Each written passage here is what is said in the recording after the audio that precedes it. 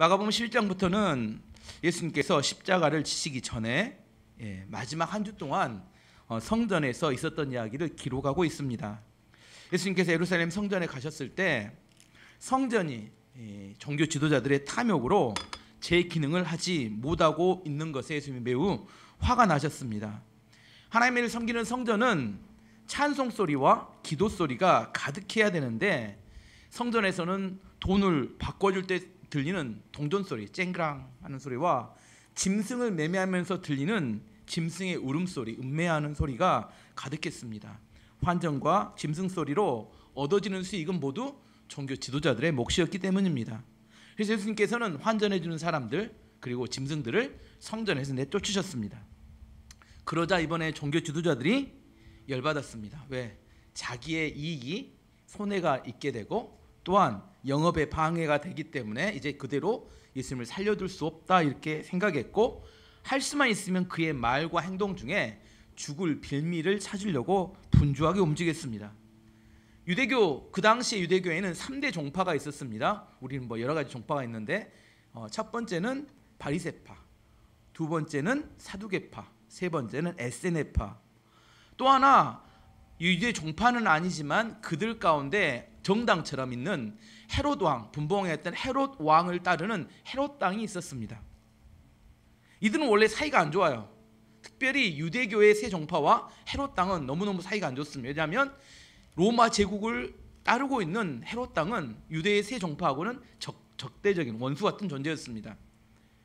그런데 이 유대교의 세 종파와 특별히 바리새파, 사두개파와 헤롯 당이 힘을 합쳤어요. 원래 힘을 잘 안 합치는, 원래 서로 죽이려고 달려드는 사람인데 힘을 합치는데 뭐에 힘을 합치냐면 예수님을 죽이는데 힘을 합칩니다. 오늘 본문에는 바리새인들과 헤롯 당이 몇 명이 와서 예수님께 질문을 합니다. 13절 말씀 보면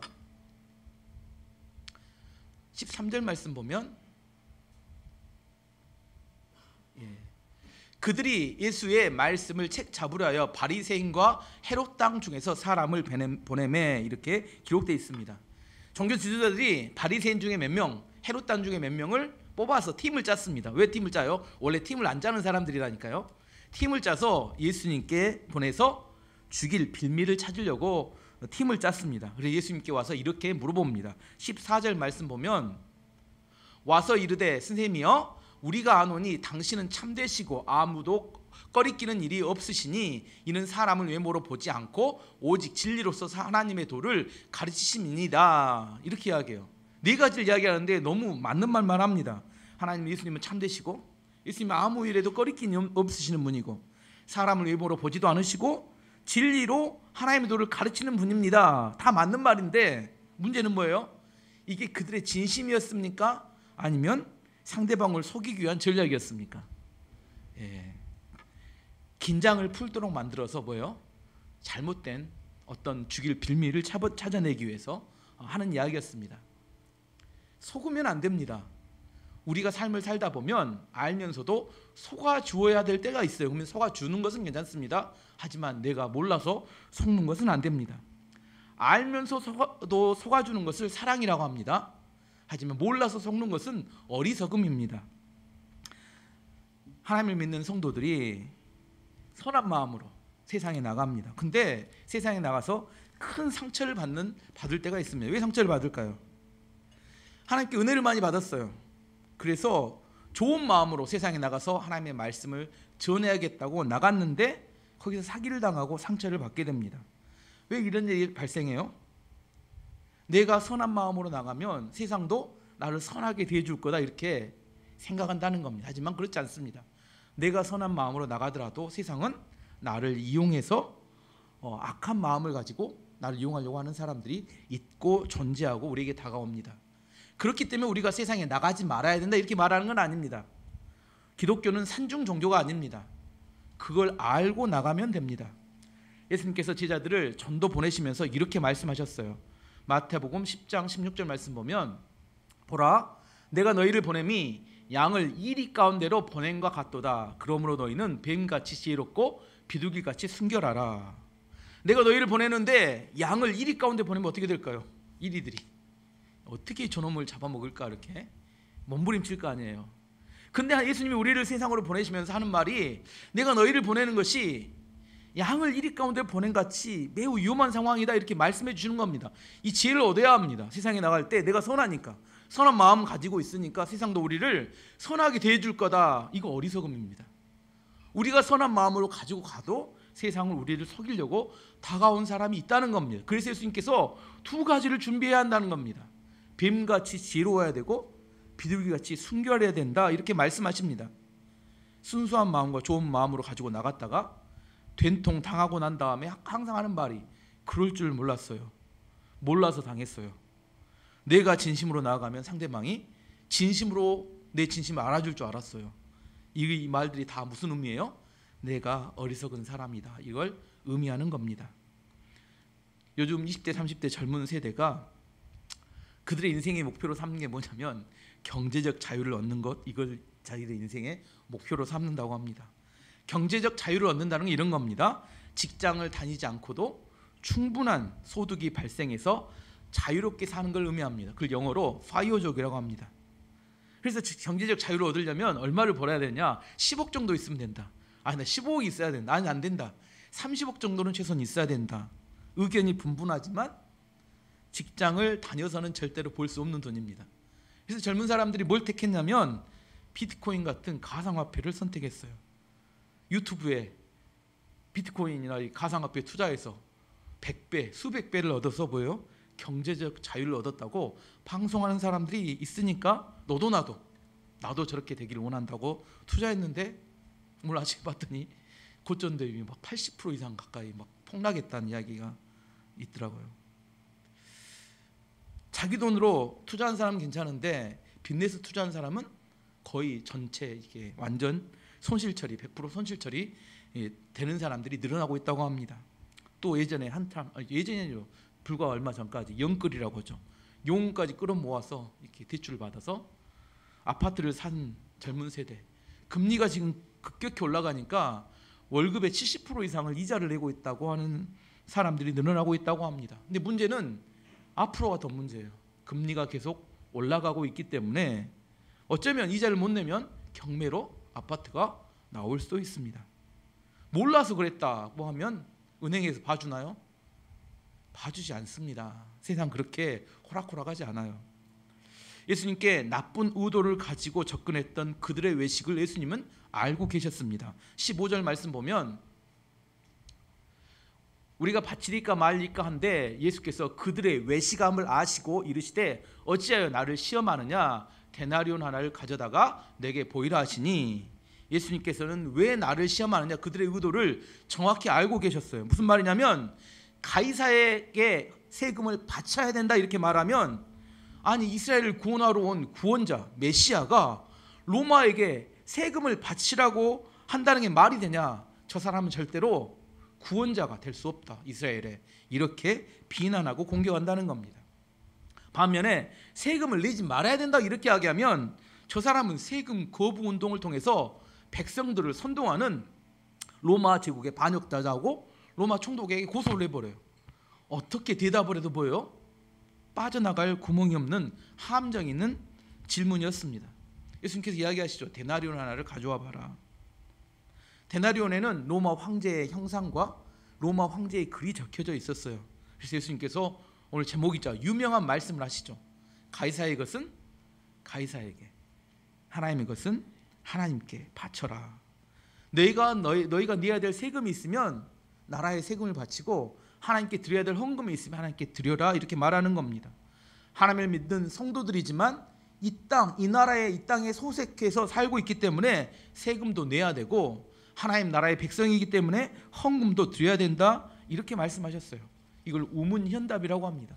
어리석은 질문에 대해서 현명한 대답을 하니까 사람들이 모두 깜짝 놀랐습니다. 17절 말씀 보시면 예수께서 이르시되 가이사의 것은 가이사에게, 하나님의 것은 하나님께 바치라 하시니 그들이 예수께 대하여 매우 놀랍게 여기더라. 이것을 하나님의 지혜라고 합니다.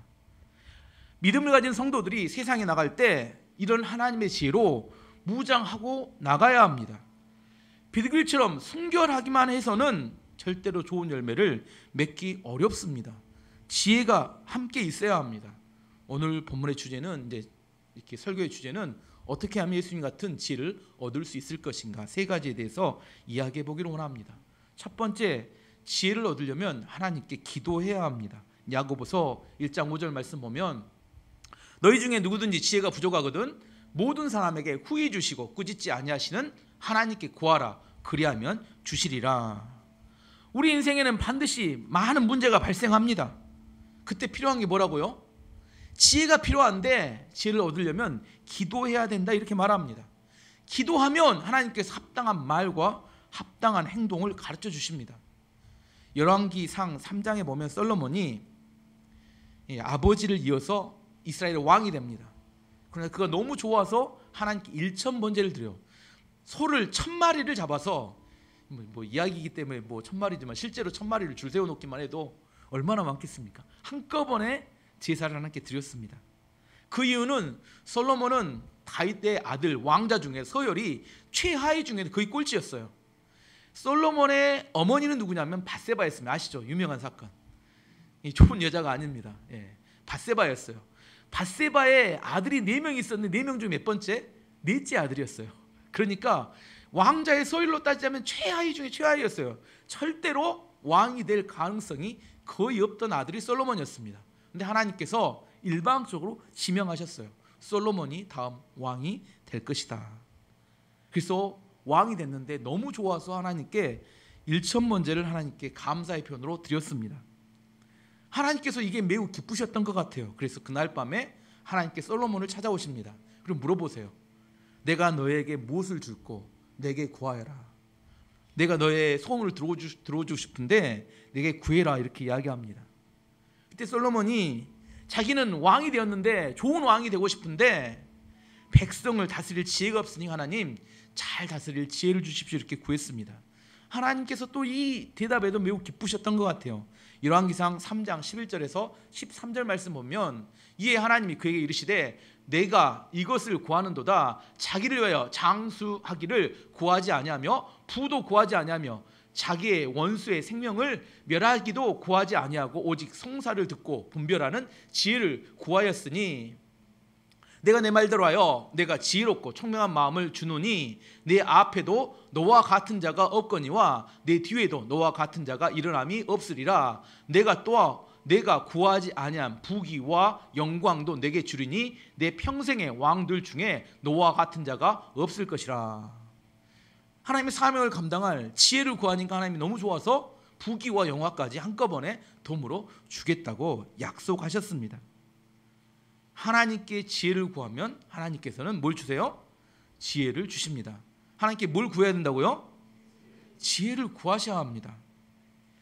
예수님께서도 중요한 순간들마다 기도하셨습니다. 마가복음 1장 35절 말씀 보면 새벽 아직도 밝기 전에 예수께서 일어나 나가 한적한 곳으로 가사 거기서 기도하시더라. 예수님은 새벽 기도하는 게 습관이셨습니다.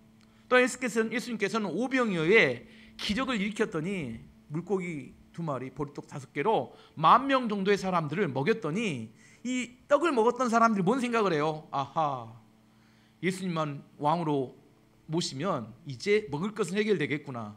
먹고 살기 힘든데 이제 저분을 어떻게 해요? 왕으로 모시기만 하면 이제 인생 폈구나. 그래서 사람들이 쫓아다닙니다. 예수님을 뭘로 모시려고? 왕으로 모시려고. 요한복음 6장 15절 말씀 보니까 그러므로 예수께서 그들이 와서 자기를 억지로 붙들어 임금으로 삼으려는 줄 아시고 다시 혼자 산으로 떠나가시니라. 왜 예수님께서 산으로 가셨냐면 기도하러 산으로 가신 겁니다. 왜냐하면 그 유혹은, 왕으로 삼으려는 유혹은 마귀의 유혹인 것을 알고 계셨기 때문입니다. 사람이 와서 이야기합니다. 대단하십니다. 왕이 되셔야 합니다. 이것이 예수님을 위하는 말처럼 들리지만 무슨 말이에요? 자기들의 먹고 사는 문제에 대해서 해결하려고 하는 이야기입니다. 만약에 이익이 떨어지면 어떻게 돼요? 언제 그랬냐 싶이 버리고 떠날 사람들입니다. 그 사람들의 말에 유혹에 빠지지 않기 위해서 산으로 가셔서 기도하셨습니다. 또 예수님께서 십자가 지시기 전날 겟세마네 동산에서 기도하셨습니다. 십자가를 지는 것이 분명히 하나님의 뜻이고 사명인 줄 알지만 많은 사람들 생명을 구하는 것인지 알지만 하루 전이 되니까 예수님도 어떤 생각이 들어요? 피하면 좋겠다. 예수님만 그러실까요? 저도 그렇습니다. 피하면 참 좋겠다, 이런 생각을 하셨다는 거예요. 그래서 예수님께서 갈등이 지니까 그 결정하지 못하고 하나님께 엎드려서 기도하셨습니다. 얼마나 열심히 기도하셨는지 누가복음 22장 44절 보면 예수께서 힘쓰고 애써 더욱 간절히 기도하시니 땀이 땅에 떨어지는 핏방울같이 되더라. 얼마나 열심히 기도했더니 저도 한 번도 경험이 없는데 이마에서 땀이 떨어졌는데 뭐처럼 변했다고요?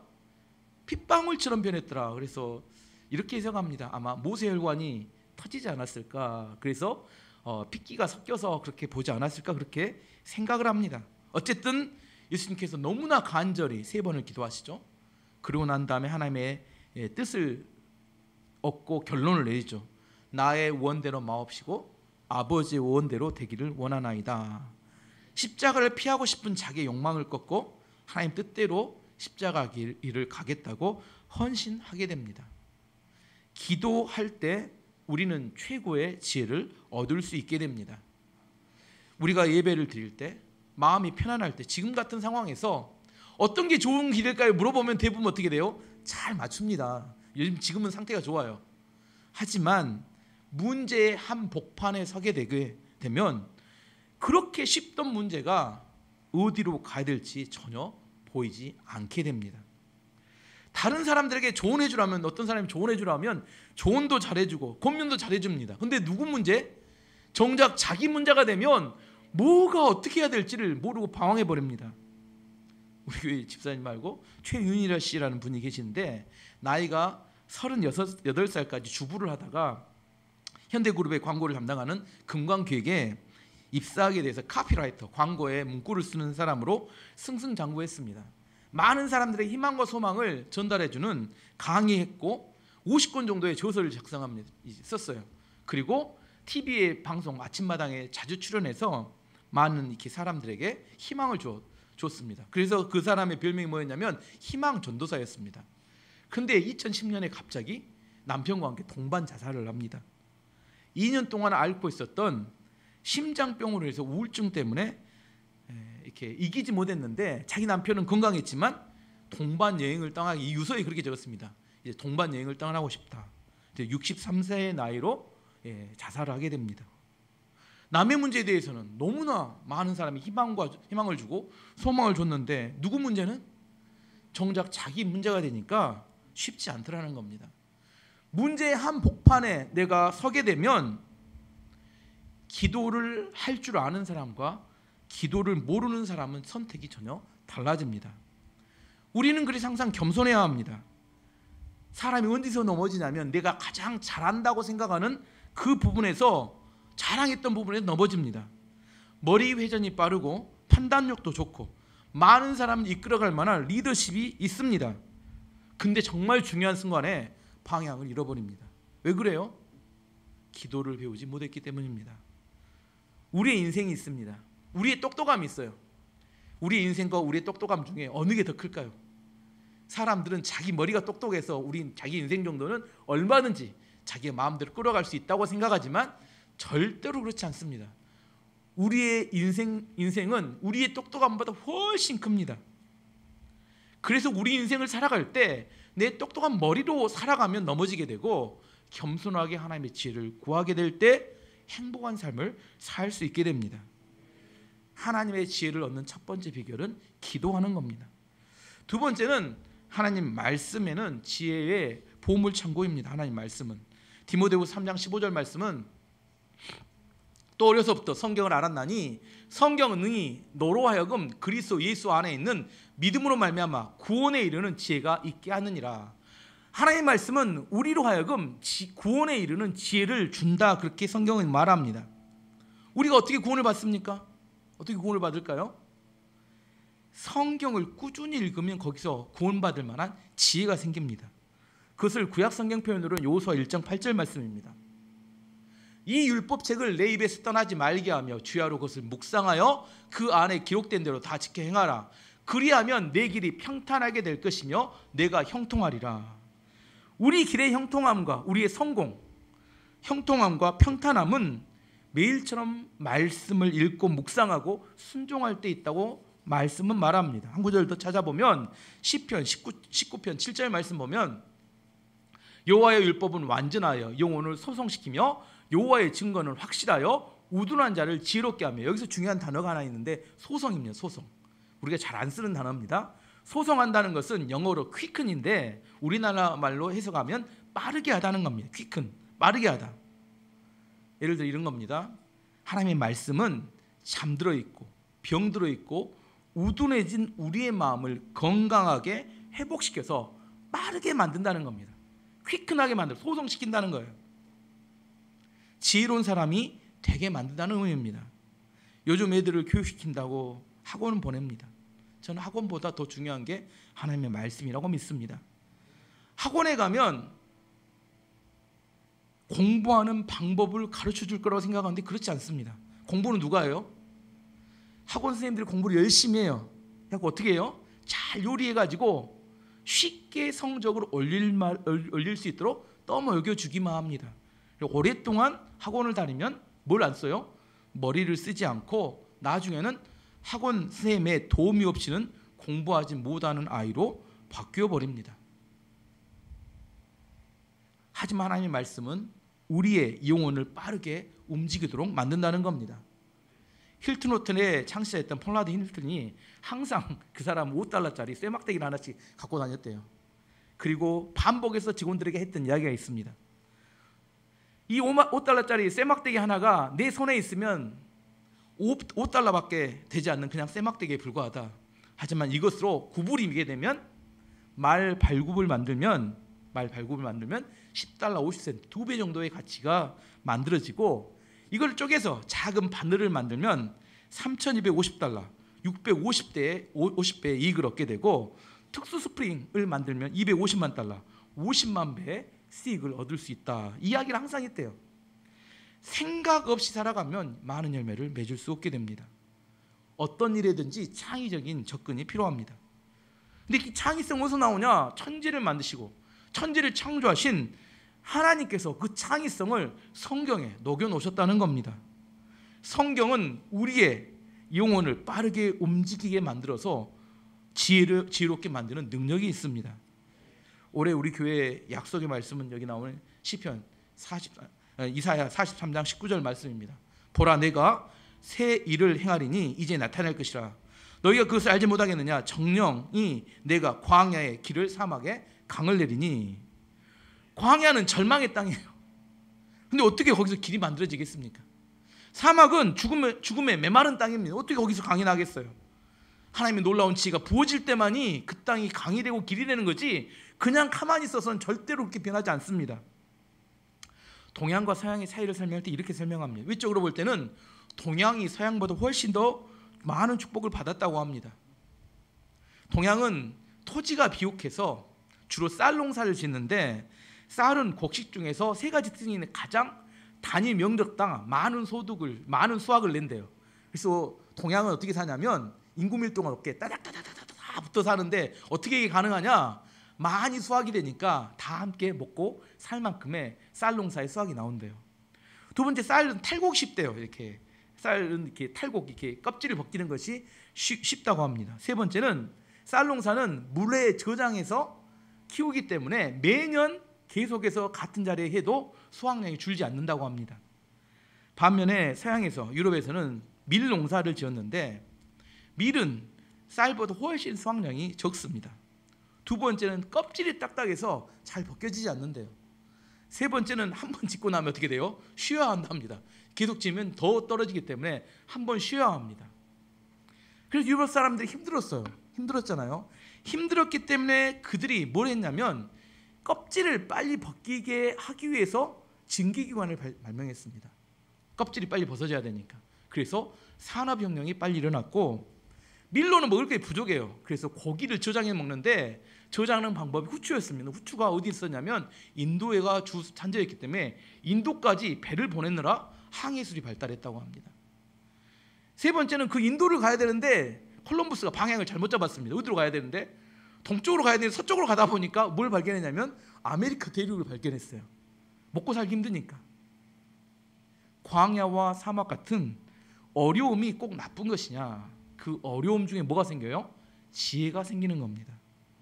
중요한 것은 고난과 어려움 중에 꼭 붙들어야 될 게 있는 그 하나님의 약속의 말씀을 붙들어야 합니다. 그 말씀은 우리 영혼을 빠르게 움직이게 만들고 지혜를 주고 또 끝까지 버틸 만한 인내를 줍니다.